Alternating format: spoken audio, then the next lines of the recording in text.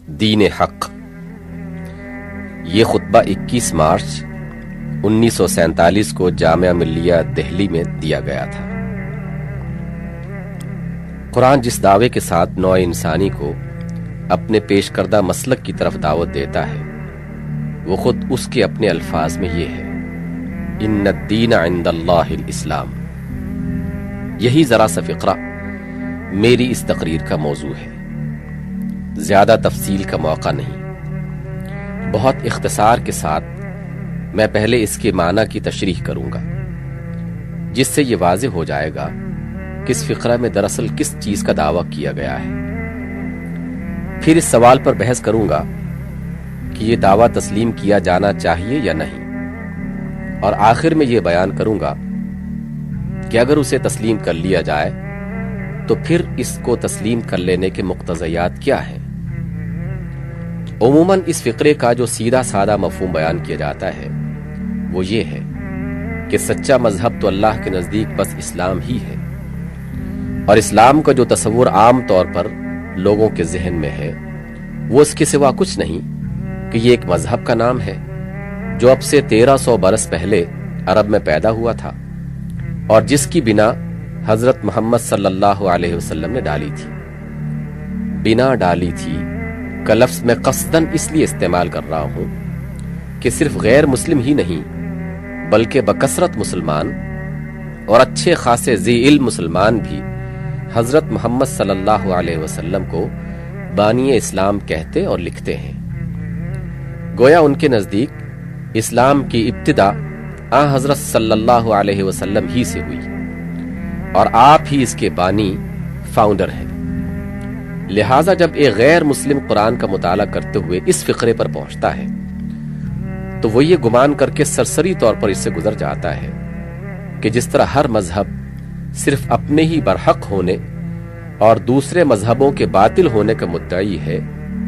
اسی طرح قرآن نے بھی اپنے پیش کردہ مذہب کے برحق ہونے کا دعویٰ کر دیا ہے، اور جب ایک مسلمان اسے پڑھتا ہے تو اس وجہ سے اس پر غور کرنے کی کوئی خاص ضرورت محسوس نہیں کرتا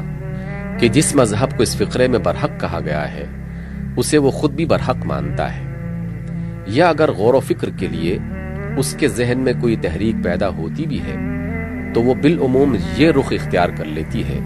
کہ عیسائیت، ہندو مت، بدھ مت اور ایسے ہی دوسرے مذاہب سے اسلام کا مقابلہ کر کے اس کی حقانیت ثابت کی جائے۔ لیکن در حقیقت قرآن میں یہ مقام ایسا ہے جس پر ایک سنجیدہ طالب علم کو ٹھہر کر بہت غور کرنا چاہیے، اس سے زیادہ غور کرنا چاہیے جتنا اب تک اس پر کیا گیا ہے۔ قرآن کے اس دعوے کو سمجھنے کے لیے سب سے پہلے ہمیں الدین اور الاسلام کا مفہوم متعین کر لینا چاہیے۔ الدین کا مفہوم عربی زبان میں لفظ دین کئی معنوں میں استعمال ہوتا ہے۔ اس کا ایک معنی غلبہ اور استیلاء کے ہے، دوسرے معنی اطاعت اور غلامی کے، تیسرا معنی جزا اور بدلہ کے، چوتھا معنی طریقہ اور مسلک کے۔ یہاں یہ لفظ اسی چوتھے معنی میں استعمال ہوا ہے، یعنی دین سے مراد وہ طریق زندگی یا طرز فکر و عمل ہے جس کی پیروی کی جائے، لیکن یہ خیال رہے کہ قرآن محض دین نہیں کہہ رہا بلکہ الدین کہہ رہا ہے۔ اس کے معنی میں وہی فرق واقع ہو جاتا ہے جو انگریزی زبان میں دس از اے وے آف لائف کہنے کے بجائے دس از دا وے آف لائف کہنے سے واقع ہوتا ہے۔ یعنی قرآن کا دعویٰ یہ نہیں ہے کہ اللہ کے نزدیک اسلام ایک طریق زندگی ہے، بلکہ اس کا دعویٰ یہ ہے کہ اسلام ہی ایک حقیقی اور صحیح طریق زندگی یا طرز فکر و عمل ہے۔ پھر یہ ذہن نشین رہے کہ قرآن اس لفظ کو کسی محدود معنی میں استعمال نہیں کرتا بلکہ وسیع ترین معنی میں استعمال کرتا ہے۔ طریق زندگی سے اس کی مراد زندگی کے کسی خاص پہلو یا کسی خاص شعبے کا طریق نہیں بلکہ پوری زندگی کا طریق ہے۔ الگ الگ ایک ایک شخص کی انفرادی زندگی ہی کا طریق نہیں بلکہ بحیثیت مجموعی سوسائٹی کا طریق بھی ہے۔ ایک خاص ملک یا ایک خاص قوم یا ایک خاص زمانہ کی زندگی کا طریق نہیں بلکہ تمام زمانوں میں انسانوں کی انفرادی اور اجتماعی زندگی کا طریق ہے۔ لہٰذا قرآن کے دعوے کا مفہوم یہ نہیں کہ اللہ کے نزدیک پوجا پاٹ اور عالم بالا کے اعتقاد اور حیات بعد الممات کے تصور کا ایک ہی صحیح مجموعہ ہے جس کا نام اسلام ہے۔ نہ اس کا مفہوم یہ ہے کہ افراد کے مذہبی طرز خیال و عمل، جیسا کہ لفظ مذہبی کا مفہوم آج کل کی مغربی اصطلاح میں لیا جاتا ہے، کہ ایک صحیح صورت وہی ہے جسے اسلام سے تعبیر کیا گیا ہے۔ نہ اس کا مفہوم یہ ہے کہ عرب کے لوگوں یا فلاں صدی تک کے انسانوں یا فلاں دور مثلا صنعتی انقلاب سے پہلے تک کے آدمیوں کے لیے ایک صحیح نظام زندگی وہی ہے جس کو اسلام سے موسوم کیا گیا ہے، بلکہ صریح طور پر اس کا دعویٰ یہ ہے کہ ہر زمانے اور ہر دور میں پوری نوع انسانی کے لیے یہ زمین پر زندگی بسر کرنے کا ایک ہی ڈھنگ اللہ کے نزدیک صحیح ہے، اور وہ ڈھنگ وہی ہے جس کا نام الاسلام ہے۔ مجھے یہ سن کر بڑا تعجب ہوا کہ ایشیا اور یورپ کے درمیان کسی مقام پر قرآن کی کوئی نئی تفسیر کی گئی ہے جس کے روح سے دین کا مفہوم صرف بندے اور خدا کے انفرادی تعلق تک محدود ہے، اور تمدن و ریاست کے نظام سے اس کا کوئی علاقہ نہیں۔ یہ تفسیر اگر خود قرآن سے اخذ کی گئی ہے تو یقیناً بڑی دلچسپ چیز ہوگی، لیکن میں نے 18 سال تک قرآن کا جو تحقیقی مطالعہ کیا، اس کی بنا پر میں بلا خوف تردید کہتا ہوں کہ قرآن اپنی تمام جدید مفسرین کی خواہشات کے علی الرغم الدین کے لفظ کو محدود معنی میں استعمال نہیں کرتا، بلکہ اس سے تمام زمانوں کے تمام انسانوں کے لیے ان کی پوری زندگی کا نظام فکر و عمل مراد لیتا ہے۔ الاسلام کا مفہوم۔ اب لفظ اسلام کو لیجئے، عربی زبان میں اس کے معنی ہے سپر ڈال دینا، جھک جانا، اطاعت قبول کر لینا، اپنے آپ کو سپرد کر دینا، مگر قرآن محض اسلام نہیں بولتا بلکہ الاسلام بولتا ہے، جو اس کی خاص اصطلاح ہے۔ اس مخصوص اصطلاحی لفظ سے اس کی مراد خدا کے آگے جھک جانا، اس کی اطاعت قبول کر لینا، اس کے مقابلے میں اپنی آزادی سے دستبردار ہو جانا اور اپنے آپ کو اس کے حوالے کر دینا ہے۔ اس کی تسلیم و اطاعت اور سپردگی و حوالگی کے معنی یہ نہیں کہ قانون طبیعت لا آف نیچر کے آگے سپر ڈال دی جائے، جیسا کہ بعض لوگوں نے اس کا مفہوم قرار دینے کی کوشش کی ہے۔ نہ اس کے معنی یہ ہے کہ انسان اپنے تخیل یا اپنے مشاہدات و تجربات سے خدا کی مرضی اور اس کی منشا کا جو تصور بطور خود اخذ کرے اس کی اطاعت کرنے لگے، جیسا کہ کچھ اور لوگوں نے غلطی سے سمجھ لیا ہے، بلکہ اس کے معنی یہ ہے کہ خدا نے خود اپنے رسولوں کے ذریعے سے انسان کے لیے جس طریقے فکر و عمل کی طرف رہنمائی کی ہے اس کو وہ قبول کر لے اور اپنی آزادی فکر و عمل یا بالفاظ صحیح تر آوارگی فکر و عمل چھوڑ کر اس کی پیروی و اطاعت اختیار کر لے۔ اسی چیز کو قرآن الاسلام کے لفظ سے تعبیر کرتا ہے۔ یہ در حقیقت کوئی جدید العہد مذہب نہیں جس کی بنا اب سے 1363 برس پہلے عرب میں محمد صلی اللہ علیہ وسلم نے ڈالی ہو، بلکہ جس روز پہلی مرتبہ اس کرۂ زمین پر اسلام کا ظہور ہوا، اسی روز خدا نے انسان کو بتا دیا تھا کہ تیرے لیے صرف یہ الاسلام ہی ایک صحیح طرز عمل ہے۔ اس کے بعد دنیا کے مختلف گوشوں میں وقتاً فوقتاً جو بھی پیغمبر آئے خدا کی طرف سے انسانوں کی رہنمائی کے لیے وہ مامور ہوئے تھے، ان سب کی دعوت بھی بلا استثناء اسی الاسلام کی طرف رہی، جس کی طرف بالآخر محمد صلی اللہ علیہ وسلم نے دنیا کو دعوت دی۔ یہ اور بات ہے کہ موسیٰ علیہ السلام کے پیرووں نے بعد میں بہت سی مختلف چیزوں کی آمیزش کر کے ایک نظام یہودیت کے نام سے، اور مسیح علیہ السلام کے پیرووں نے ایک دوسرا نظام مسیحیت کے نام سے، اور اسی طرح ہندوستان، ایران، چین اور دوسرے ممالک کے پیغمبروں کی امتوں نے مختلف مخلوط و مرکب نظامات دوسرے ناموں سے بنا لیے ہوں، لیکن موسیٰ اور مسیح اور دوسرے تمام معروف و غیر معروف انبیاء علیہم السلام جس دین کی دعوت دینے آئے تھے وہ خالص اسلام کا تھا، نہ کہ کچھ اور۔ قرآن کا دعویٰ کیا ہے؟ اس تشریح کے بعد قرآن کا دعویٰ بالکل صاف اور واضح طور پر ہمارے سامنے آ جاتا ہے۔ نوع انسان کے لیے خدا کے نزدیک صرف یہی ایک صحیح طریقے زندگی ہے کہ وہ خدا کے آگے سر تسلیم خم کر دے اور فکر و عمل کی اس راہ پہ چلے جس کی طرف خدا نے اپنے پیغمبروں کے ذریعے سے رہنمائی کی ہے۔ یہ ہے قرآن کا دعویٰ۔ اب ہمیں تحقیق کرنا چاہیے کہ آیا یہ دعویٰ قبول کیا جانا چاہیے؟ خود قرآن نے اپنے اس دعوے کی تائید میں جو دلائل قائم کیے ہیں ان پر تو ہم غور کریں گے ہی، مگر کیوں نہ اس سے پہلے خود اپنی جگہ تلاش و تجسس کر کے یہ دریافت کر لیں کہ آیا ہمارے لیے اس دعوے کو قبول کرنے کے سوا کوئی اور چارہ کار بھی ہے؟ طریقے زندگی کی ضرورت۔ یہ ظاہر ہے کہ دنیا میں انسان کو زندگی بسر کرنے کے لیے بہرحال ایک طریقے زندگی درکار ہے جسے وہ اختیار کرے۔ انسان دریا نہیں ہے جس کا راستہ زمین کے نشیب و فراز سے خود معین ہو جاتا ہے۔ انسان درخت نہیں ہے جس کے لیے قوانین فطرت ایک راہ طے کر دیتے ہیں۔ انسان نرا جانور نہیں ہے جس کی رہنمائی کے لیے تنہا جبلت ہی کافی ہو جاتی ہے۔ اپنی زندگی کے ایک بڑے حصے میں قوانین طبیعت کا محکوم ہونے کے باوجود انسان زندگی کے بہت سے ایسے پہلو رکھتا ہے جن میں اسے کوئی لگا بندھا راستہ نہیں ملتا کہ حیوانات کی طرح بے اختیار اس پر چلتا رہے، بلکہ اس کو اپنے انتخاب سے خود ایک راہ اختیار کرنی پڑتی ہے۔ اس کو فکر کی ایک راہ چاہیے جس پر وہ اپنے اور کائنات کے ان بہت سے مسائل کو حل کرے جنہیں فطرت اس کے سوچنے والے دماغ کے سامنے پیش تو کرتی ہے، مگر ان کا کوئی حل غیر مشتبہ زبان میں نہیں بتاتی۔ اس کو علم کی ایک راہ چاہیے جس پر وہ ان معلومات کو منظم کرے جنہیں فطرت اس کے حواس کے ذریعے سے اس کے ذہن تک پہنچاتی تو ہے، مگر انہیں بطور خود منظم کر کے اس کے حوالے نہیں کر دیتی۔ اس کو شخصی برتاؤ کے لیے ایک راہ چاہیے جس پر اپنی ذات کے بہت سے ان مطالبات کو پورا کرے جن کے لیے فطرت تقاضا تو کرتی ہے، مگر انہیں پورا کرنے کا مہذب طریقہ معین کر کے نہیں دیتی۔ اس کو گھر اور زندگی کے لیے، خاندانی تعلقات کے لیے، معاشی معاملات کے لیے، ملکی انتظام کے لیے، بین الاقوامی ربط و تعلق کے لیے اور زندگی کے بہت سے دوسرے پہلوؤں کے لیے ایک راہ درکار ہے جس پر وہ محض ایک شخص ہی سے نہیں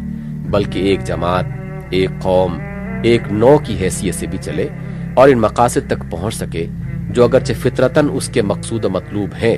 مگر فطرت نے نہ تو ان مقاصد کو صحیح طور پر اس کے سامنے نمایاں کیا ہے اور نہ ان تک پہنچنے کا ایک راستہ معین کر دیا ہے۔ زندگی کا انقسام پذیر نہ ہونا۔ زندگی کے یہ مختلف پہلو جن میں کوئی ایک طریق اختیار کرنا انسان کے لیے ناگزیر ہے،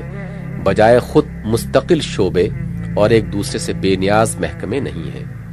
اسی بنا پر یہ ممکن نہیں ہے کہ ان مختلف شعبوں کے لیے انسان ایسی مختلف راہیں اختیار کر سکتا ہو جن کی سمتیں الگ الگ ہوں، جن کے زاد راہ الگ ہوں، جن پر چلنے کے ڈھنگ اور انداز الگ ہوں، جن کی راہ نوردی کے مقتضیات الگ ہوں، جن کے منازل مقصود الگ ہوں۔ انسان اور اس کی زندگی کے مسائل کو سمجھنے کی ایک ذرا سی دانش مندانہ کوشش ہی آدمی کو اس پر مطمئن کرنے کے لیے کافی ہے کہ زندگی بحیثیت مجموعی ایک کل ہے جس کا ہر جز دوسرے جز سے اور ہر پہلو دوسرے پہلو سے گہرا ربط رکھتا ہے، ایسا ربط جو توڑا نہیں جا سکتا۔ اس کا ہر جز دوسرے جز پر اثر ڈالتا ہے اور اسے اثر قبول کرتا ہے۔ ایک ہی روح تمام اجزاء میں سرایت کیے ہوتی ہے اور وہ سب مل کر وہ چیز بناتے ہیں جسے انسانی زندگی کہا جاتا ہے۔ لہذا فی الواقع جو چیز انسان کو درکار ہے وہ زندگی کے مقاصد نہیں بلکہ مقصد ہے،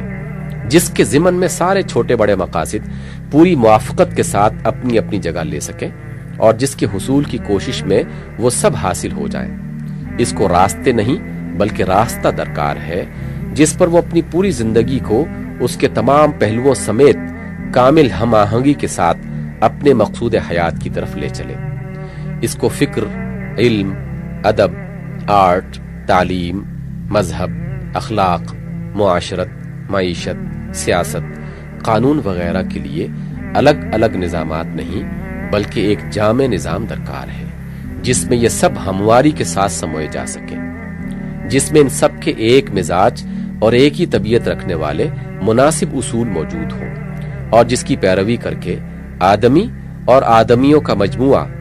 اور من حیث الکل پوری آدمیت اپنی بلند ترین مقصود تک پہنچ سکے۔ وہ جاہلیت کا تاریک دور تھا جب زندگی کو مستقل جداگانہ شعبوں میں تقسیم کرنا ممکن خیال کیا جاتا تھا۔ اب اگر کچھ لوگ اس طرز خیال کے محمل گفتگو کرنے والے موجود ہیں تو وہ بیچارے یا تو اخلاص کے ساتھ پرانے خیالات کی فضا میں اب تک سانس لے رہے ہیں اس لیے قابل رحم ہیں، یا پھر اس ظالم حقیقت کو جانتے ہیں مگر جان بوجھ کر یہ گفتگو صرف اس لیے کر رہے ہیں کہ جس دین کو وہ کسی انسانی آبادی میں رائج کرنا چاہتے ہیں اس کے اصولوں سے اختلاف رکھنے والوں کو انہیں یہ اطمینان دلانے کی ضرورت ہے کہ ہمارے اس دین کے تحت تمہاری زندگی کے فلاں فلاں شعبوں میں جو بدقسمتی سے تم کو عزیز تر ہیں پورا تحفظ حاصل رہے گا، حالانکہ یہ تحفظ عقلاً محال، فطرتاً ممتنع، عملاً ناممکن ہے، اور اس طرح کی گفتگو کرنے والے غالباً خود بھی جانتے ہیں کہ یہ ناممکن ہے۔ نمبر 2، ہر دین غالب زندگی کے تمام شعبوں کو اپنی روح اور اپنے مزاج کے مطابق ڈھال کر رہتا ہے، جس طرح ہر کان نمک ان تمام چیزوں کو مبدل بنمک کر کے ہی رہتی ہے جو اس کی حدود میں داخل ہو جائے۔ زندگی کی جغرافی و نسلی تقسیم، پھر جس طرح یہ بات محمل ہے کہ انسانی زندگی کو جداگانہ شعبوں میں تقسیم کر دیا جائے، اسی طرح بلکہ اس سے بھی زیادہ محمل بات یہ ہے کہ اسے جغرافی حلقوں یا نسلی دائروں میں تقسیم کیا جائے۔ انسان بلا شبہ زمین کے بہت سے حصوں میں پایا جاتا ہے جن کو دریاؤں نے، پہاڑوں نے، جنگلوں اور سمندروں نے یا مصنوعی سرحدوں نے تقسیم کر رکھا ہے، اور انسان کی بہت سی مختلف نسلیں اور قومیں بھی ضرور پائی جاتی ہیں جن کے درمیان تاریخی، نفسیاتی اور دوسرے اسباب سے انسانیت کے نشو و نما اور ارتقاء کی مختلف صورتیں اختیار کی ہیں۔ لیکن اس اختلاف کو حجت قرار دے کر جو شخص یہ کہتا ہے کہ ہر نسل، ہر قوم اور ہر جغرافی آبادی کے لیے دین یعنی نظام زندگی الگ ہونا چاہیے، وہ سراسر ایک محمل بات کہتا ہے۔ اس کی محدود نگاہ مظاہر اور عوارض کے اختلاف میں الجھ کر رہ گئی ہے۔ اس ظاہری کثرت کے اندر جوہر انسانیت کی وحدت کو وہ نہیں پا سکا۔ اگر فی الواقع یہ اختلافات اتنے اہمیت رکھتے ہیں کہ ان کی بنا پر دین الگ الگ ہونے چاہیے، تو میں کہوں گا زیادہ سے زیادہ جو اختلافات ایک ملک اور دوسرے ملک، ایک نسل اور دوسری نسل کے درمیان آپ پاتے ہیں، ان سب کو جس قدر مبالغہ کے ساتھ چاہیں آپ قلم بند کر لیں اور پھر ان اختلافات کا خالص علمی جائزہ لیں جو عورت اور مرد میں پائے جاتے ہیں، جو ہر انسان اور دوسرے انسان میں پائے جاتے ہیں، جو ایک ماں اور باپ کے دو بچوں میں پائے جاتے ہیں۔ شاید میں مبالغہ نہ کروں گا اگر یہ دعویٰ کروں کہ علمی تحلیل و تجزیے میں پہلی قسم کے اختلافات سے یہ دوسری قسم کے اختلافات بہرحال شدید تر ہی نکلیں گے۔ پھر کیوں نہ کہہ دیجئے کہ ہر فرد کا نظام زندگی الگ ہونا چاہیے، مگر جب آپ انفرادی، جنسی، خاندانی کثرتوں کے اندر وحدت کا ایک عنصر اور پائیدار عنصر ایسا پاتے ہیں جس کی بنیاد پر قوم، وطن یا نسل کا تصور قائم ہو سکتا ہے،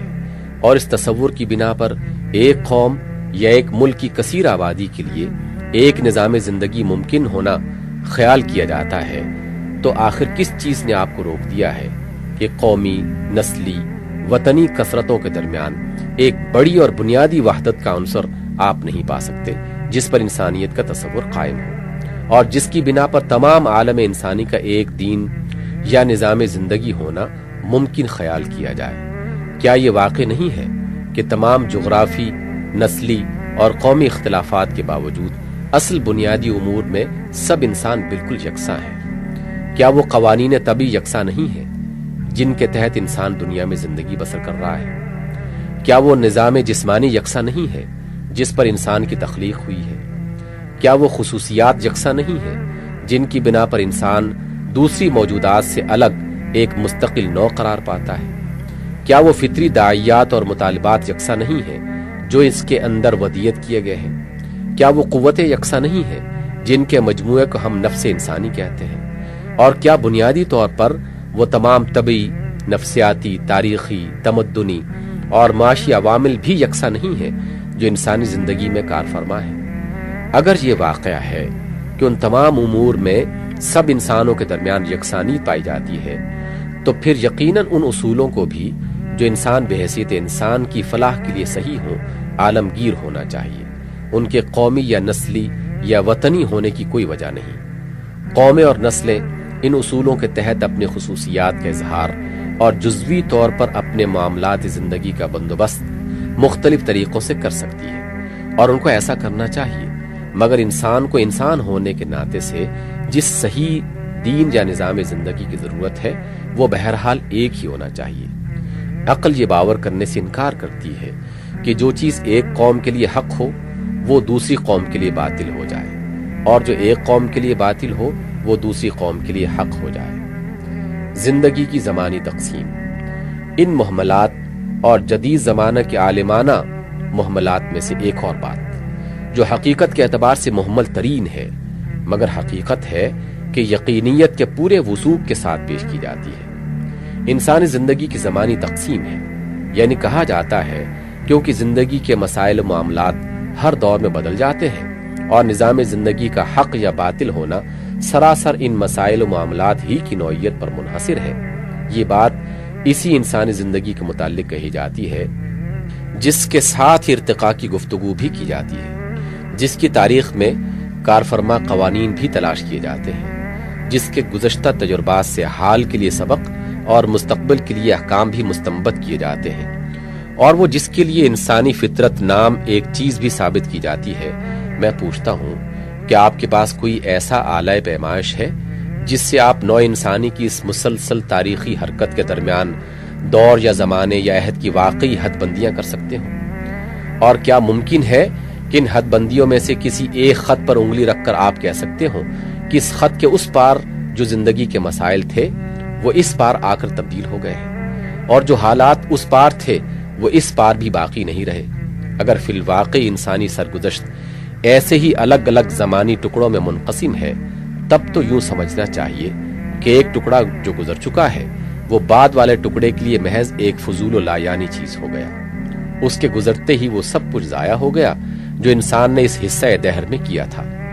اس زمانے میں جو تجربات انسان کو ہوئے وہ بعد والے زمانے کے لیے کوئی سبق اپنے اندر نہیں رکھتے، کیونکہ وہ حالات و مسائل ہی فنا ہو گئے جن میں انسان نے بعض طریقوں کا، بعض اصولوں کا، بعض قدروں کے لیے سعی و جہد کا تجربہ کیا تھا۔ پھر یہ ارتقاء کی گفتگو کیوں؟ یہ قوانین حیات کی تلاش کس لیے؟ یہ تاریخی استنباط کس بنا پر؟ جب آپ ارتقاء کا نام لیتے ہیں تو لامحالہ یہ اس بات کو متضمن ہے کہ وہاں کوئی چیز ضرور ہے جو تمام تغیرات کا موضوع بنتی ہے، اور ان تغیرات کے اندر اپنے آپ کو باقی رکھتے ہوئے پیہم حرکت کرتی ہے۔ جب آپ قوانین حیات پر بحث کرتے ہیں تو یہ اس بات کو مستلزم ہے کہ ان ناپائیدار حالات میں، ان رواں دواں مظاہر میں، ان بننے اور بگڑنے والی صورتوں میں کوئی پائیدار اور زندہ حقیقت بھی ہے جو اپنی ایک ذاتی فطرت اور اپنے کچھ مستقل قوانین بھی رکھتی ہے۔ جب آپ تاریخی استنباط کرتے ہیں تو اس کا معنی یہ ہے کہ تاریخ کے ان طول و طویل رستے پر جو مسافر مختلف مرحلوں سے گزرتا ہوا آ رہا ہے اور منزلوں پر منزلیں طے کرتا چلا آ رہا ہے، وہ خود اپنی کوئی شخصیت اور اپنا کوئی مستقل مزاج رکھتا ہے جس کے متعلق یہ حکم لگایا جا سکتا ہے کہ وہ مخصوص طور پر کام کرتا ہے، ایک وقت میں بعض چیزوں کو قبول کرتا ہے اور دوسرے وقت میں انہیں رد کر دیتا ہے، اور بعض دوسری چیزوں کا تقاضا کرتا ہے۔ یہ زندہ حقیقت ہے، یہ پائیدار موضوع تغیرات، یہ شاہراہ تاریخ کا مستقل مسافر وہی تو ہے جس سے آپ راستے کی منزلوں اور ان میں پیش آنے والے حالات اور ان سے پیدا ہونے والے مسائل پر گفتگو شروع کرتے ہیں، تو اس گفتگو میں ایسے کھوئے جاتے ہیں کہ خود مسافر آپ کو یاد نہیں رہتا۔ کیا یہ سچ ہے کہ منزلیں اور ان کے حالات اور ان کے مسائل بدل جانے سے مسافر اور اس کی حقیقت بھی بدل جاتی ہے؟ ہم تو یہ دیکھتے ہیں کہ ابتدائی آفرینش سے آج تک اس کی ساخت بالکل نہیں بدلی، اس کے عناصر ترکیبی وہی ہیں، اس کے فطرت کے تقاضے وہی ہیں، اس کی صفات و خصوصیات وہی ہیں، اس کے رجحانات و میلانات وہی ہیں، اس کی قوتیں اور صلاحیتیں وہی ہیں، اس کی کمزوریاں اور قابلیتیں وہی ہیں، اس پر کارفرمائی کرنے والی قوتیں وہی ہیں، اور اس کا کائناتی ماحول بھی وہی ہے۔ ان میں سے کسی چیز میں بھی ابتدائی آفرینش سے آج تک ذرا برابر فرق نہیں آیا۔ کوئی شخص یہ دعویٰ کرنے کی جرت نہیں کر سکتا کہ تاریخ کے دوران میں حالات اور ان سے پیدا ہونے والے مسائل زندگی کے تغیر سے خود انسانیت بھی بدلتی چلی آئی ہے، یا وہ بنیادی چیزیں بھی متغیر ہوتی رہی ہیں جو انسانیت کے ساتھ وابستہ ہیں۔ پھر جب حقیقت یہ ہے کہ اس دعوے میں کیا وزن ہو سکتا ہے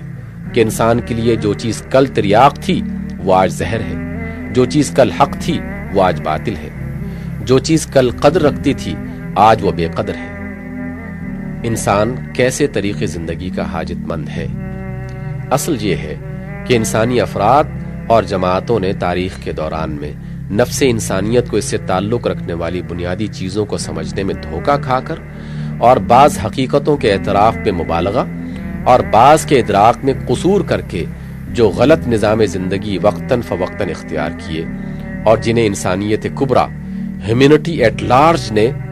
تجربے کے بعد غلط پا کر دوسرے ایسے ہی نظامات کی جگہ خالی کرنے پر مجبور کر دیا۔ ان کی سرگزشت کے مشاہدے سے یہ نتیجہ اخذ کر لیا گیا ہے کہ انسانیت کے لیے لازماً ہر دور میں ایک الگ نظام زندگی درکار ہے جو صرف اسی دور کے حالات و مسائل سے پیدا ہو اور انہی کو حل کرنے کی کوشش کرے۔ حالانکہ زیادہ صحت کے ساتھ اس سرگزشت سے اگر کوئی نتیجہ اخذ کیا جا سکتا ہے تو وہ یہ ہے کہ اس قسم کے زمانی اور دوری نظامات زندگی یا بالفاظ دیگر موسمی حشرات الارض کو بار بار آزمانے اور ہر ایک کی ناکامی کے بعد اس کے بعد دوسرے جانشین کا تجربہ کرنے میں انسانیت کبریٰ کا وقت ضائع ہوتا ہے، اس کی راہ ماری جاتی ہے، اس کے نشو و ارتقاء اور اپنے کمال مطلوب کی طرف سے اس کے سفر میں سخت رکاوٹیں پیدا ہوتی ہیں۔ وہ در حقیقت محتاج اور سخت محتاج ہے ایسے نظام زندگی کی جو خود اس کو اس سے تعلق رکھنے والی تمام حقیقتوں کو جان کر عالمگیر، دائمی اور پائیدار اصولوں پر قائم کیا جائے، جسے لے کر وہ حال و مستقبل کے تمام متغیر حالات سے بخیریت گزر سکے، ان سے پیدا ہونے والے مسائل کو حل کر سکے اور زندگی کے راستے پر افتاں و خیزاں نہیں بلکہ رواں اور دواں اور اپنی منزل مقصود کی طرف بڑھ سکے۔ کیا انسان ایسا نظام خود بنا سکتا ہے؟ یہ ہے اس دین یا طریق زندگی یا نظام زندگی کی نوعیت جس کا انسان حاجت مند ہے۔ اب ہمیں یہ دیکھنا چاہیے کہ اگر انسان خدا کی مدد سے بے نیاز ہو کر خود اپنے لیے اس نوعیت کا ایک دین بنانا چاہے تو کیا وہ اس کوشش میں کامیاب ہو سکتا ہے؟ میں آپ کے سامنے یہ سوال پیش نہ کروں گا کہ آیا انسان اب تک ایسا دین خود بنانے میں کامیاب ہوا ہے، کیونکہ اس کا جواب تو قطعاً نفی میں ہے۔ خود وہ لوگ بھی جو آج بڑے بلند بانگ دعووں کے ساتھ اپنے اپنے دین پیش کر رہے ہیں اور ان کے لیے ایک دوسرے سے لڑ مر رہے ہیں، یہ دعویٰ نہیں کر سکتے کہ ان میں سے کسی کا پیش کردہ دین ان ضرورتوں کو پورا کرتا ہے جن کے لیے انسان من حیث الانسان ایک الدین کا محتاج ہے۔ کسی کا دین نسلی و قومی ہے، کسی کا جغرافی، کسی کا طبقاتی اور کسی کا دین پیدا ہی اس دور کے تقاضوں سے ہوا ہے جو ابھی کل ہی گزر چکا ہے۔ رہا وہ دور جو کل آنے والا ہے، اس کے حالات و مسائل کے متعلق کوئی پیشگی نہیں کہا جا سکتا کہ ان میں بھی وہ کام دے سکے گا یا نہیں، کیونکہ جو دور اب گزر رہا ہے ابھی تو اسی کے تاریخی تقاضوں کا جائزہ لینا باقی ہے۔ اس لیے میں سوال یہ نہیں کر رہا کہ انسان ایسا دین بنانے میں کامیاب ہوا ہے یا نہیں، بلکہ یہ میں کہہ رہا ہوں کہ کامیاب ہو سکتا ہے یا نہیں۔ یہ ایک نہایت اہم سوال ہے جس سے سرسری طور پر بحث کرنا مناسب نہیں۔ یہ انسانی زندگی کے فیصلہ کن سوالات میں سے ایک ہے، اس لیے پہلے خوب اچھی طرح سمجھ لیجئے کہ وہ چیز کیا ہے جسے وضع کرنے کا سوال درپیش ہے، اور اس شخص کی قابلیتیں کیا ہیں جس کے متعلق پوچھا جا رہا ہے کہ وہ اس کو وضع کر سکتا ہے یا نہیں۔ الدین کی نوعیت۔ انسان کے لیے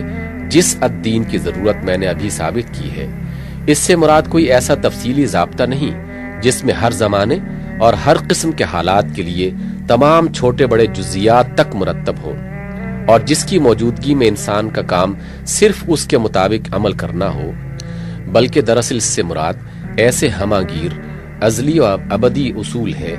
جو تمام حالات میں انسان کی رہنمائی کر سکے، اس کی فکر و نظر، سعی و جہد اور پیش قدمی کے لیے صحیح رخ متعین کر سکے، اور اسے غلط تجربات میں وقت اور محنت اور قوت ضائع کرنے سے بچا سکے۔ اس غرض کے لیے سب سے پہلی ضرورت یہ ہے کہ انسان کو اس بات کا علم، قیاس و گمان نہیں بلکہ علم ہو کہ اس کی اور کائنات کی حقیقت کیا ہے اور اس کائنات میں اس کی حیثیت کیا ہے۔ پھر وہ اس بات کے جاننے کا، سمجھ بیٹھنے کا نہیں بلکہ جاننے کا حاجت مند ہے کہ آیا زندگی بس یہی دنیا کی زندگی ہے، یا یہ پوری زندگی کا ایک ابتدائی حصہ ہے؟ آیا سفر بس پیدائش سے لے کر موت تک کی مسافت کا ہے، یا یہ پورے سفر میں سے محض ایک مرحلہ ہے؟ پھر اس کے لیے ناگزیر ہے کہ ایک ایسا مقصد زندگی اس کے لیے متعین ہو جو حقیقت کے اعتبار سے نہ کہ محض خواہش کی بنا پر واقعی حیات انسانی کا مقصود ہو، جس کے لیے دراصل انسان پیدا کیا گیا ہو، اور جس کے ساتھ ہر فرد، ہر مجموعہ افراد اور بحیثیت کلی تمام انسانیت کے مقاصد تمام زمانوں میں بلا کسی تصادم و مزاحمت کے ہم آہنگ ہو سکے۔ پھر اس کو اخلاق کے ایسے پختہ اور ہماگیر اصولوں کی ضرورت ہے جو اس کی فطرت کے تمام خصوصیات کے ساتھ مناسبت بھی رکھتے ہوں اور تمام ممکن حالات پر نظری اور عملی حیثیت سے منطبق بھی ہو سکتے ہوں، تاکہ وہ انہی اصولوں کی بنیاد پر اپنی سیرت کی تعمیر کر سکے، انہی کی رہنمائی میں سفر زندگی کی ہر منزل میں پیش آنے والے مسائل کو حل کر سکے، اور کبھی اس خطرے میں مبتلا نہ ہو کہ تغیر پذیر حالات و مسائل کے ساتھ اس کے اخلاقی اصول ٹوٹتے اور بنتے چلے جائیں، اور وہ محض ایک بے اصولہ اور نرا ابن الوقت بن کے رہ جائے۔ پھر اس کو تمدن کے لیے ایسے جامع اور وسیع اصولوں کی ضرورت ہے جو انسانی اجتماع کی حقیقت و غایت اور اس کے فطری تقاضوں کو سمجھ کر بنائے جائیں، جن میں افراط و تفریط اور بے اعتدالی نہ ہو، جن میں تمام انسانوں کی مجموعی مصلحت ملحوظ رکھی گئی ہو، جن کی پیروی کر کے ہر زمانے میں انسانی زندگی کے ہر پہلو کی تشکیل، تعمیر اور ترقی کے لیے سعی کی جائے۔ پھر اسے شخصی کردار اور اجتماعی رویے اور انفرادی و اجتماعی سعی و عمل کو صحیح سفر کرنے کا پابند اور بے راہ روی سے محفوظ رکھنے کے لیے ایسے جامع حدود کی ضرورت ہے جو شاہراہ زندگی پر نشانات راہ کا کام دے سکے، اور ہر موڑ، ہر دوراہے، ہر خطرناک مرحلے پر اسے آگاہ کر دیں کہ تیرا راستہ ادھر نہیں بلکہ ادھر ہے۔ پھر اس کو چند ایسے عملی ضابطوں کی ضرورت ہے جو اپنی نوعیت کے اعتبار سے دائمی اور عالمگیر پیروی کے قابل ہوں، اور انسانی زندگی کو اس حقیقت نفس الامری، اس معال زندگی، اس مقصد حیات، ان اصول اخلاق، ان اصول تمدن اور ان حدود عمل سے ہمیشہ وابستہ رکھیں جن کی تعین اس الدین میں کی گئی ہو۔ یہ ہے وہ چیز جسے وضع کرنے کا سوال درپیش ہے۔ اب غور کیجئے، کیا انسان ایسے ذرائع رکھتا ہے جن سے وہ خود اپنے لیے ایک ایسا الدین وضع کر سکے؟ انسانی ذرائع کا جائزہ۔ انسان کے پاس اپنا دین یا طریق زندگی اخذ کرنے کے ذرائع 4 سے زیادہ نہیں ہے۔ پہلا ذریعہ خواہش ہے، دوسرا ذریعہ عقل ہے، تیسرا ذریعہ مشاہدہ و تجربہ ہے، چوتھا ذریعہ پچھلے تجربات کا تاریخی ریکارڈ ہے۔ غالباً ان کے سوا کسی 5ویں ذریعے کی نشاندہی نہیں کی جا سکتی۔ ان 4 ذرائع کا جتنا ممکن جائزہ لے کے آپ دیکھ سکتے ہوں، دیکھیے کیا یہ الدین کے ایجاد کرنے میں انسان کی مدد کر سکتے ہیں؟ میں نے اپنی عمر کا متعدد باحصہ اس کی تخلیق میں صرف کیا ہے، اور بالآخر اس نتیجے پر پہنچا ہوں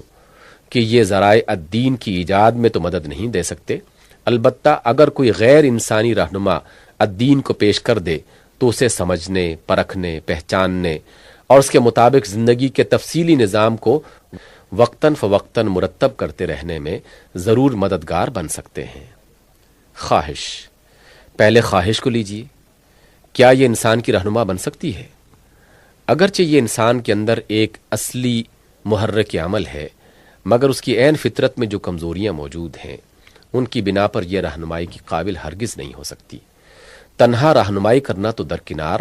عقل اور علم کو بھی اکثر اسی نے گمراہ کیا ہے۔ اس کو تربیت سے خواہ کتنا ہی روشن خیال بنا دیا جائے، فیصلہ جب کبھی اس پر چھوڑا جائے گا یہ بلا مبالغہ 99% حالات میں غیر مستقیم فیصلہ کرے گی، کیونکہ اس کے اندر جو تقاضے پائے جاتے ہیں وہ اس کو صحیح فیصلہ کرنے کے بجائے ایسا فیصلہ کرنے پر مجبور کرتے ہیں جس سے مطلوب کسی نہ کسی طرح جلد اور بآسانی حاصل ہو جائے۔ یہ بجائے خود خواہش نفسانی کی طبی کمزوری ہے، لہٰذا خواہ ایک فرد کی خواہش ہو یا ایک طبقہ کی، یا خواہش عام جنرل ول جس کا روسو نے ذکر کیا ہے،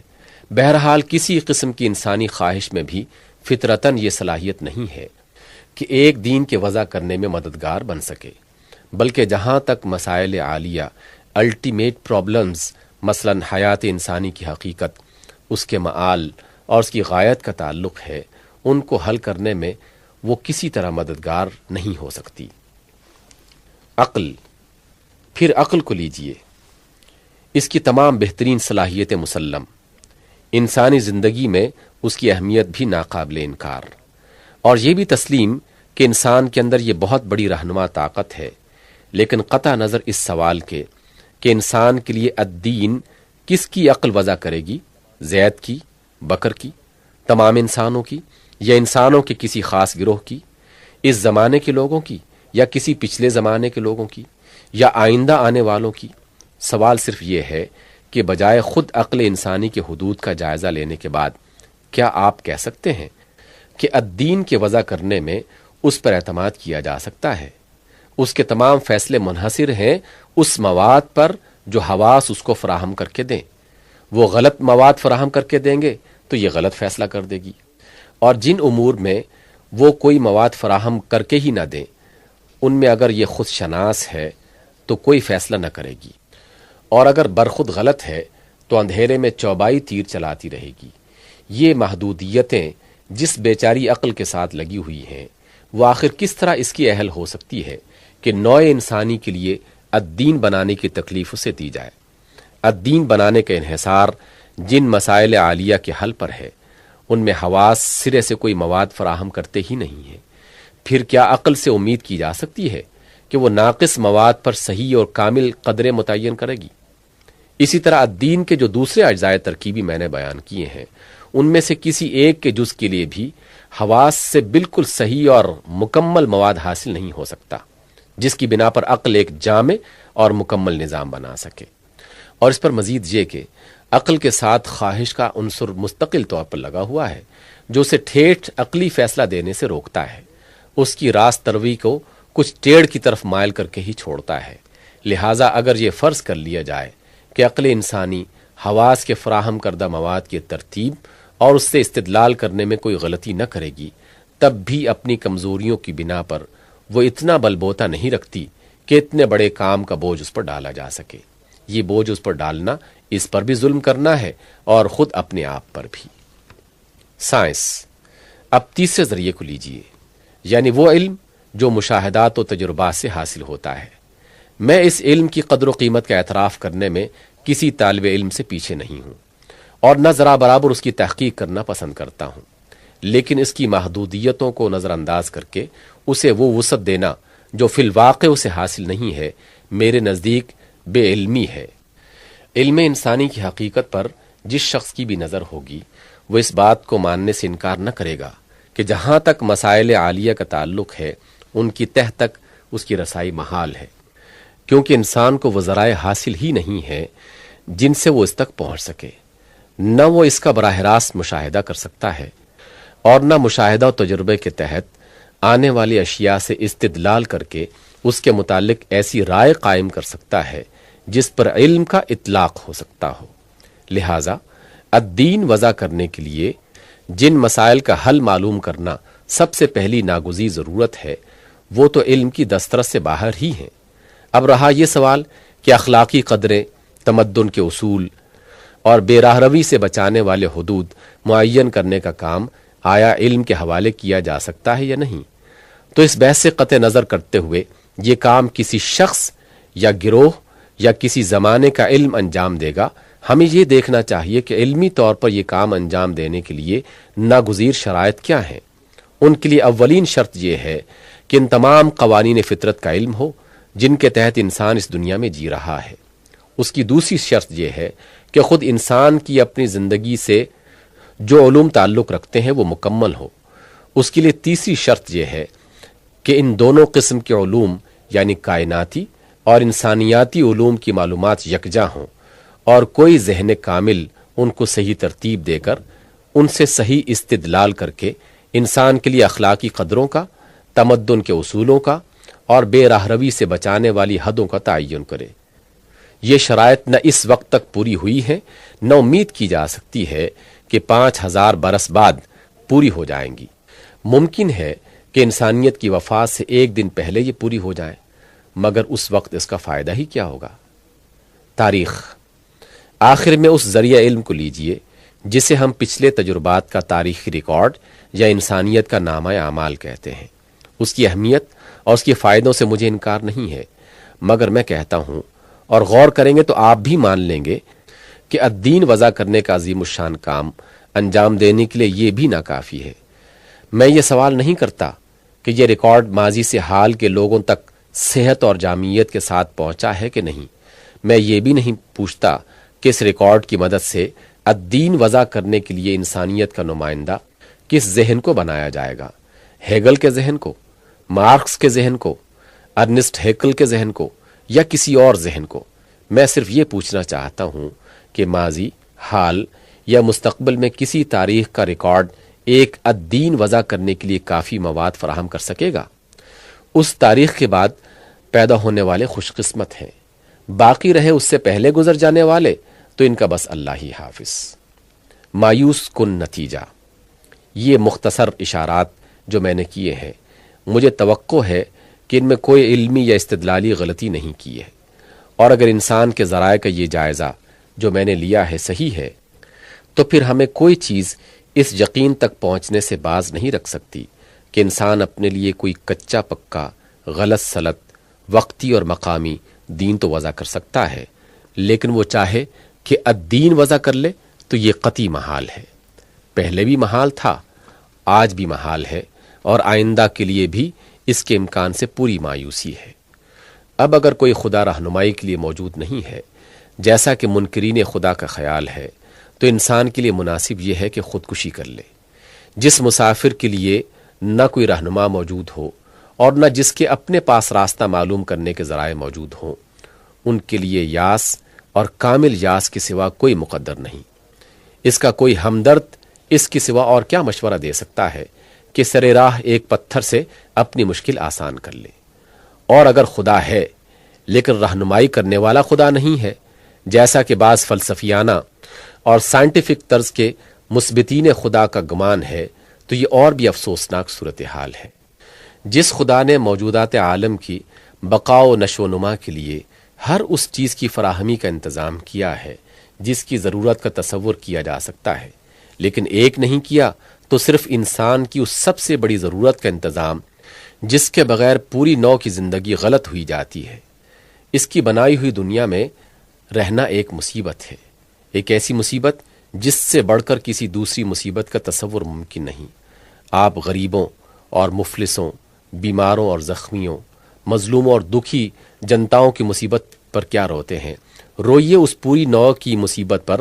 جو اس بیچارگی کے عالم میں چھوڑ دی گئی ہے کہ بار بار غلط تجربہ کر کے ناکام ہوتی ہے، ٹھوکریں کھا کر گرتی ہے، پھر اٹھ چلتی ہے تاکہ پھر ٹھوکر کھائے۔ ہر ٹھوکر پر ملک کے ملک اور قوموں کی قومیں تباہ ہوتی چلی جاتی ہیں۔ اس غریب کو اپنے مقصد زندگی تک کی خبر نہیں ہے، کچھ نہیں جانتی کہ کاہے کے لیے سعی و عمل کرے اور کس ڈھنگ پر چلے۔ یہ سب کچھ وہ خدا دیکھ رہا ہے جو اسے زمین پر وجود میں لایا ہے، مگر وہ بس پیدا کرنے سے مطلب رکھتا ہے، رہنمائی کی پرواہ نہیں کرتا۔ امید کی ایک ہی کرن۔ اس تصویر کے برعکس قرآن ہمارے سامنے صورتحال کا ایک دوسرا نقشہ پیش کرتا ہے۔ وہ کہتا ہے کہ خدا محض پیدا ہی کر دینے والا نہیں بلکہ رہنمائی کرنے والا بھی ہے۔ اس نے موجودات عالم میں سے ہر چیز کو وہ ہدایت بخشی ہے جو اس کی فطرت کے لحاظ سے اس کی ضروری ہے۔ الذی اعطی کل شیء خلقہ ثم ہدی۔ اگر اس کا ثبوت چاہو تو جس چیونٹی، جس مکھی، جس مکڑی کو چاہو پکڑ کے دیکھ لو۔ جو خدا ان مخلوقات کی رہنمائی کر رہا ہے وہی خدا انسان کی بھی رہنمائی کرنے والا ہے۔ لہٰذا انسان کے لیے صحیح طریقہ کار یہی ہے کہ خود سری چھوڑ کر اس کے آگے سر تسلیم خم کر دے، اور جس جامع اور مکمل نظام زندگی یا الدین کی ہدایت اس نے اپنے پیغمبروں کے ذریعے سے بھیجی ہے اس کی پیروی اختیار کر لے۔ دیکھیے، ایک طرف تو وہ نتیجہ ہے جو انسان کی قوتوں اور اس کے ذرائع کا بے لاگ جائزہ لینے سے ہم کو حاصل ہوتا ہے، اور دوسری طرف قرآن کا یہ دعویٰ ہے۔ ہمارے لیے اس کے سوا کوئی چارہ کار نہیں ہے کہ یا تو اس دعوے کو قبول کر لیں یا پھر اپنے آپ کو مایوسی اور اس مایوسی کے حوالے کر دیں جس کے اندھیرے میں کہیں برائے نام بھی امید کی کوئی کرن نظر نہیں آتی۔ دراصل صورتحال یہ ہے ہی نہیں کہ الدین حاصل ہونے کے دو وسیلے موجود ہوں اور سوال یہ ہو کہ ہم ان میں سے کس وسیلے سے مدد لیں۔ اصلی صورتحال یہ ہے کہ الدین جس وسیلے سے ہم کو مل سکتا ہے وہ صرف ایک ہے، اور انتخاب کا سوال صرف اس امر میں ہے کہ آیا ہم اس تنہا وسیلے سے مدد لیں یا اس کی دستگیری کا فائدہ اٹھانے کے بجائے تاریکی میں بھٹکتے پھرنے کو ترجیح دیں۔ قرآن کے دلائل۔ یہاں تک جو استدلال میں نے کیا ہے وہ تو ہم کو محض اس حد تک پہنچتا ہے کہ ہماری فلاح کے لیے قرآن کے اس دعوے کو قبول کیے بغیر کوئی چارہ کار نہیں ہے، یعنی بالفاظ دیگر کافر نتوانی شد، ناچار مسلمان شو، کافر بننے کی سکت نہیں ہے، مجبوراً مسلمان ہی بن گیا۔ لیکن قرآن اپنے دعوے کی تائید میں جو دلائل پیش کرتا ہے وہ اس سے بہت زیادہ اعلیٰ و اشرف ہیں، کیونکہ وہ ہمیں بادل نخواستہ مسلمان ہونے کے بجائے برضا و رغبت مسلمان ہونے پر آمادہ کرتا ہے۔ اس کی بہت سی دلیلوں میں سے 4 سب سے زیادہ پرزور ہیں اور انہی کو اس نے بار بار بتکرار پیش کیا ہے۔ نمبر 1، انسان کے لیے اسلام ہی ایک صحیح طریق زندگی ہے، اس لیے کہ یہی حقیقت نفس الامری کے مطابق ہے اور اس کے سوا ہر دوسرا رویہ خلاف حقیقت ہے۔ افغیر دین اللہ یبغون وَلَهُ أَسْلَمَ مَن فِي السَّمَاوَاتِ وَالْأَرْضِ طَوْعًا وَكَرْهًا وَإِلَيْهِ يُرْجَعُونَ۔ کیا یہ لوگ اللہ کے دین کی سوا کوئی اور دین چاہتے ہیں، حالانکہ وہ سب چیزیں جو آسمانوں میں ہیں اور جو زمین میں ہیں چاروں ناچار اسی کے آگے سر تسلیم خم کیے ہوئے ہیں اور اسی کی طرف انہیں پلٹ کر جانا ہے۔ نمبر 2، انسان کے لیے یہی ایک صحیح طریق زندگی ہے کیونکہ یہی حق ہے اور ازرو انصاف اس کے سوا کوئی رویہ صحیح نہیں ہو سکتا۔ ان ربکم اللہ الذی خلق السماوات والارض فی 6 ایام ثم استوى علی العرش یغشی اللیل النہار یطلبہ حثیثا والشمس والقمر والنجوم مسخرات بامرہ الا لہ الخلق والامر تبارک اللہ رب العالمین۔ حقیقت میں تمہارا رب مالک و فرما روا تو صرف اللہ ہے، جس نے آسمانوں اور زمین کو 6 دنوں یا دوروں میں پیدا کیا، پھر اپنے تخت سلطنت پر جلوہ گر ہوا، جو دن کو رات کا لباس اڑھاتا ہے اور رات کے تعاقب میں دن تیزی کے ساتھ دوڑتا ہے۔ سورج اور چاند تارے سب کے سب جس کے تابع فرمان ہیں۔ سنو، خلق بھی اسی کی ہے اور امر بھی اسی کا، بڑا برکت والا ہے وہ کائنات کا رب۔ نمبر 3، انسان کے لیے یہی رویہ صحیح ہے کیونکہ تمام حقیقتوں کا صحیح علم صرف خدا ہی کو ہے اور بے خطا ہدایت وہی کر سکتا ہے۔ ان اللہ لا یخفى علیہ شیء فی الارض ولا فی السماء۔ در حقیقت اللہ سے نہ زمین کی کوئی چیز چھپی ہوئی ہے اور نہ آسمان کی۔ یعلم ما بین ایدیہم وما خلفہم ولا یحیطون بشیء من علمہ الا بما شاء۔ جو کچھ لوگوں کے سامنے ہے اسے بھی وہ جانتا ہے اور جو کچھ ان سے اوجھل ہے وہ بھی اس کے علم میں ہے، اور لوگ اس کی معلومات میں سے کسی چیز پر حاوی نہیں ہو سکتے بجز ان چیزوں کے جن کا علم وہ خود ان کو دینا چاہے۔ قل ان ھدی اللہ ھو الھدی، اے پیغمبر کہہ دو کہ اصلی ہدایت صرف خدا ہی کی ہدایت ہے۔ نمبر 4، انسان کے لیے یہی ایک راہ راست ہے کیونکہ اس کے بغیر عدل ممکن نہیں۔ اس کے سوا جس راہ پر بھی انسان چلے گا وہ بالآخر ظلم ہی کی طرف جائے گی۔ وَمَن يَتَعَدَّ حُدُودَ اللَّهِ فَقَدْ ظَلَمَ نَفْسَهُ، جو اللہ کی مقرر کردہ حدوں سے تجاوز کرے اس نے اپنے اوپر آپ ظلم کیا۔ وَمَن لَّمْ يَحْكُم بِمَا أَنزَلَ اللَّهُ فَأُولَٰئِكَ هُمُ الظَّالِمُونَ، جو اللہ کی نازل کردہ ہدایت کے مطابق فیصلہ نہیں کرتے وہی ظالم ہیں۔ یہ دلائل ہیں جن کی بنا پر معقول انسان کے لیے لازم ہے کہ وہ اللہ کے آگے سر تسلیم خم کر دے اور ہدایت کے لیے اسی کی طرف رجوع کرے۔ خدائی ہدایت کے پرکھنے کا معیار۔ اب آگے بڑھنے سے پہلے میں ایک سوال کا جواب دینا ضروری سمجھتا ہوں جو لازماً اس مرحلے پر پہنچ کر ہر شخص کے دل میں پیدا ہوتا ہے اور اپنی تحقیق کے دوران میں خود میرے دل میں بھی پیدا ہو چکا ہے۔ وہ سوال یہ ہے کہ کیا ہم ہر اس شخص کی بات مان لیں جو ایک دن ہمارے سامنے اس دعوے کے ساتھ پیش کر دے کہ یہ خدا کی طرف سے ہے؟ اگر ایسا نہیں ہے تو آخر ہمارے پاس وہ کیا معیار ہے جس سے ہم انسانی ساخت کے دین اور خدائی ہدایت کے دین میں فرق کر سکیں؟ اس کا جواب اگرچہ بڑی مفصل تحقیقی بحث چاہتا ہے، مگر میں یہاں مختصر اشاروں میں وہ 4 بڑے معیار بیان کروں گا جو انسانی فکر اور خدائی فکر کو ممیز کرتے ہیں۔ انسانی فکر کی پہلی خصوصیت یہ ہے کہ اس میں علم کی غلطی اور محدودیت کا اثر لازماً پایا جاتا ہے۔ اس کے برعکس خدائی فکر میں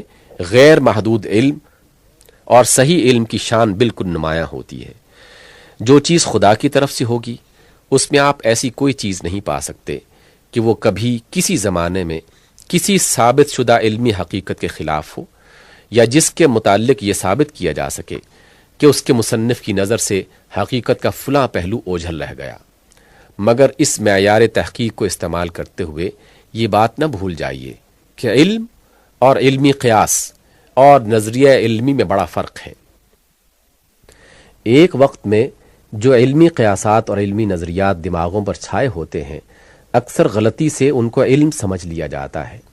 حالانکہ ان کے غلط ہونے کا بھی اتنا ہی امکان ہوتا ہے جتنا ان کے صحیح ہونے کا۔ تاریخ علم میں ایسے بہت کم قیاسات اور نظریات کی نشاندہی کی جا سکتی ہے جو بالآخر علم ثابت ہوئے ہیں۔ انسانی فکر کی دوسری بڑی کمزوری نقطۂ نظر کی تنگی ہے۔ اس کے برخلاف خدائی فکر میں وسیع ترین نقطۂ نظر پایا جاتا ہے۔ جب آپ خدائی فکر سے نکلی ہوئی کسی چیز کو دیکھیں گے تو آپ کو ایسا محسوس ہوگا کہ جیسے اس کا مصنف ازل سے ابد تک دیکھ رہا ہے، پوری کائنات کو دیکھ رہا ہے، تمام حقیقتوں کو بیک نگاہ دیکھ رہا ہے۔ اس کے مقابلے میں بڑے بڑے فلسفی اور مفکر کی فکر بھی ایک بچے کی فکر محسوس ہوگی۔ انسانی فکر کا تیسرا اہم خاصہ یہ ہے کہ اس میں حکمت و دانش جذبات و خواہشات کے ساتھ ساتھ کہیں نہ کہیں ساز باز اور مصلحت کرتی نظر آتی ہے۔ بخلاف اس کے خدائی فکر میں بے لاگ حکمت اور خالص دانشمندی کی شان اتنی نمایاں ہوتی ہے کہ اس کے احکام میں کہیں آپ جذباتی جھکاؤ کی نشاندہی نہیں کر سکتے۔ انسانی فکر کی ایک اور کمزوری یہ ہے کہ جو نظام زندگی وہ خود تصنیف کرے گا اس میں جانبداری، انسان اور انسان کے درمیان غیر عقلی امتیاز اور غیر عقلی بنیادوں پر ہی ترجیح بعض علی بعض کا عنصر لازماً پایا جائے گا، کیونکہ ہر انسان کی کچھ ذاتی دلچسپیاں ہوتی ہیں جو بعض انسانوں کے ساتھ وابستہ ہوتی ہیں اور بعض کے ساتھ وابستہ نہیں ہوتی۔ بخلاف اس کے خدائی فکر سے نکلا ہوا نظام زندگی ایسے ہر عنصر سے بالکل پاک ہوگا۔ اس معیار پر آپ ہر اس نظام زندگی کو جانچ کر دیکھ لیجئے جو اپنے آپ کو خدا کی طرف سے الدین کہتا ہو۔ اگر وہ انسانی فکر کی ان تمام خصوصیات سے خالی ہو اور پھر جامعیت اور ہماگیری کی وہ شان بھی رکھتا ہو جو اس سے پہلے میں نے الدین کی ضرورت ثابت کرتے ہوئے بیان کی ہے، تو کوئی وجہ نہیں کہ آپ اس پر ایمان لانے میں تأمل کریں۔ ایمان کے تقاضے۔ اب مجھے اپنے خطبے کے بنیادی سوالات میں سے آخری سوال پر کچھ گفتگو کرنی ہے، اور وہ یہ ہے کہ آدمی جب قرآن کے اس دعوے کو تسلیم کر لے اور اس الدین پر ایمان لے آئے جس کے من جانب اللہ ہونے کا اطمینان اسے حاصل ہو گیا ہو، تو اس کو تسلیم کرنے اور ایمان لانے کے مقتضیات کیا ہیں؟ میں ابتدا میں عرض کر چکا ہوں کہ اسلام کے معنی جھک جانے، سپر ڈال دینے اور اپنے آپ کو سپرد کر دینے کے ہیں۔ اس جھکاؤ، سپردگی اور سپر اندازی کے ساتھ خود رائی، خود مختاری اور فکر و عمل کی آزادی ہرگز نہیں نبھ سکتی۔ جس دین پر آپ ایمان لائیں، آپ کو اپنی پوری شخصیت اس کے حوالے کر دینی ہوگی۔ اپنی کسی چیز کو بھی آپ اس کی پیروی سے مستثنا نہیں کر سکتے۔ ایمان کا تقاضا یہ ہے کہ وہ آپ کے دل اور دماغ کا دین ہو، آپ کی آنکھ اور کان کا دین ہو، آپ کے ہاتھ اور پاؤں کا دین ہو، آپ کے پیٹ اور دھڑ کا دین ہو، آپ کے قلم اور زبان کا دین ہو، آپ کے اوقات اور آپ کی محنتوں کا دین ہو، آپ کی سعی اور عمل کا دین ہو، آپ کی محبت اور نفرت کا دین ہو، آپ کی دوستی اور دشمنی کا دین ہو۔ غرض آپ کی شخصیت کا کوئی جز اور کوئی پہلو بھی اس دین سے خارج نہ ہو۔ اپنی کسی چیز کو جتنا اور جس حیثیت سے بھی آپ اس دین کے احاطے سے باہر اور اس کی پیروی سے مستثنا رکھیں گے، سمجھ لیجئے اسی قدر آپ کے دعوی ایمان میں جھوٹ شامل ہے، اور ہر راستی پسند انسان کا فرض ہے کہ اپنی زندگی کو جھوٹ سے پاک رکھنے کی زیادہ سے زیادہ کوشش کرے۔ پھر یہ بھی میں ابتدا میں عرض کر چکا ہوں کہ انسانی زندگی ایک کل ہے جسے الگ الگ شعبوں میں تقسیم نہیں کیا جا سکتا، لہٰذا انسان کی پوری زندگی کا ایک ہی دین ہونا چاہیے۔ دو اور تین دینوں کی بیک وقت پیروی بجز اس کے کچھ نہیں کہ ایمان کے ڈاواں ڈول اور عقلی فیصلے کے مضطرب ہونے کا ثبوت ہے۔ جب فی الواقع کسی دین کے الدین ہونے کا اطمینان آپ حاصل کر لیں اور آپ اس پر ایمان لے آئیں تو لازماً آپ کی زندگی کے تمام شعبوں کا دین ہونا چاہیے۔ اگر وہ شخصی حیثیت سے آپ کا دین ہے تو کوئی وجہ نہیں کہ وہی آپ کے گھر کا بھی دین ہو، اور وہی آپ کی تربیت اولاد کا، آپ کی تعلیم اور آپ کے مدرسے کا، آپ کے کاروبار اور کسب معاش کا، آپ کی مجلسی زندگی اور قومی طرز عمل کا، آپ کے تمدن اور سیاست کا، اور آپ کے ادب اور آرٹ کا دین بھی نہ ہو۔ جس طرح یہ بات محال ہے کہ ایک ایک موتی اپنی جگہ تو موتی ہو، مگر جب تسبیح کے رشتے میں بہت سے موتی منظم ہوں تو سب مل کر دانہ نخر نہ بن جائیں۔ اسی طرح یہ بات بھی میرے دماغ کو اپیل نہیں کرتی کہ انفرادی حیثیت سے تو ہم ایک دین کے پیرو ہوں، مگر جب اپنی زندگی کو منظم کریں تو اس منظم زندگی کا کوئی پہلو اس دین کی پیروی سے مستثنی رہ جائے۔ ان سب سے بڑھ کر ایمان کا اہم ترین تقاضا یہ ہے کہ جس دین کے الدین ہونے پر آپ ایمان لائیں، اس کی برکتوں سے اسے اپنے ابنائے نو کو بہرمند کرنے کی کوشش کریں، اور آپ کی تمام سعی و جہد کا مرکز و محور یہ ہو کہ یہی الدین تمام دنیا کا دین ہو جائے۔ جس طرح حق کی فطرت یہ ہے کہ وہ غالب ہو کر رہنا چاہتا ہے، اسی طرح حق پرستی کی بھی یہ عین فطرت ہے کہ وہ حق کو جان لینے کے بعد اسے غالب کرنے کی سعی کیے بغیر چین نہیں لے سکتی۔ جو شخص دیکھ رہا ہو کہ باطل ہر طرف زمین اور اس کے باشندوں پر چھایا ہوا ہے، اور پھر یہ منظر اس کے اندر کوئی بے کلی، کوئی چبھن، کوئی تڑپ پیدا نہیں کرتا، اس کے دل میں اگر حق پرستی ہے بھی تو سوئی ہوئی ہے، اسے فکر کرنی چاہیے کہ نیند کا سکوت کہیں موت کے سکوت میں تبدیل نہ ہو جائے۔